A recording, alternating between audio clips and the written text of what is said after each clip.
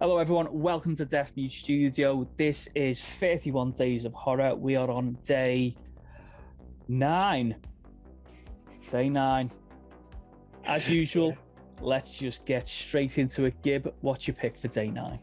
My pick today is the zombie classic Return of the Living Dead, which was directed by Dan O'Bannon and believe it was 1985, I'm going to say.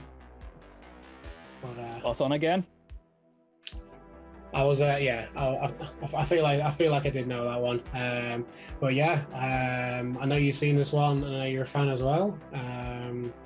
It's been a film that I've always remembered from my childhood. We had a VHS, like an ex-rental VHS of it, when my mum used to work in a video store, and I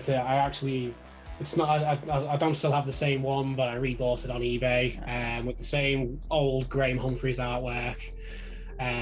So I thought I had to track that one down, and it's just always been. It was my kind of introduction into just silly 80s horror comedies, and the zombie genre always really jumped out at me when I was a kid. Anyway, I always just loved the idea of just people being stuck in somewhere and zombies being outside. I did mistakenly watch it for the first time while I was on my own at a very young age. I think everyone went out and I was left to my own devices, and parts of it did creep me out a little bit. The running zombies, first time I feel like that's ever happened in a film as well, really fucking creeps me out. But it's I think it's more well loved for its punk aesthetic. Yeah.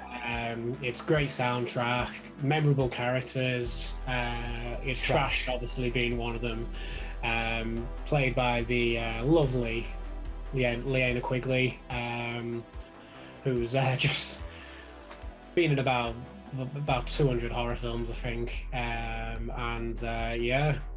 is it's very popular with teenage boys, I can imagine, back in the day. Oh yes. Oh, yes. I think people's part of that VHS from that scene was probably a bit staticky. Yeah. I was always wondering that when I rebought it, I thought if I played that scene, will it start being a bit? Will I have to retrack it a little bit? But yeah, just fun, really, really fun. As a lot of these my picks are. It's more my type of horror anyway. Is horror, comedy, silly, schlocky films.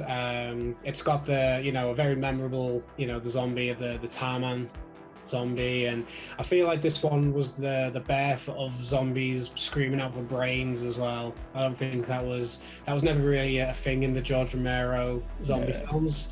And yeah, they do weirdly just talk in this one, like they're very vocal about what they want, and not shy letting you know.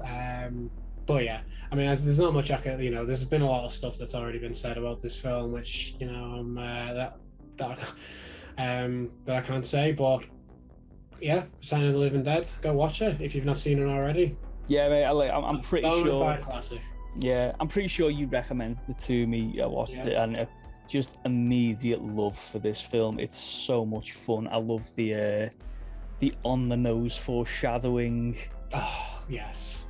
There's a lot of it straight away. It's got it's quite meta at the beginning as well. It is reference to like Night of the Living Dead. Like, it does live in that universe where zombie films are around.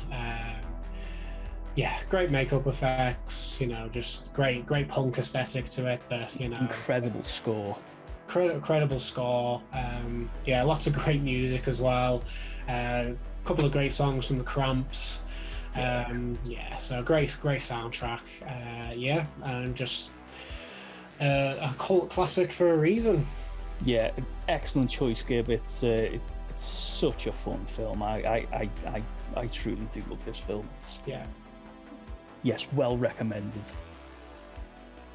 Cool. So for my pick, Gib, I've gone back to my childhood yet again, and To be honest, Gib, I would say this film has possibly the most terrifying impact on my life cinematically, because it truly is one of the scariest films I still have seen, and I'm stalling here because I'm trying to get the information up.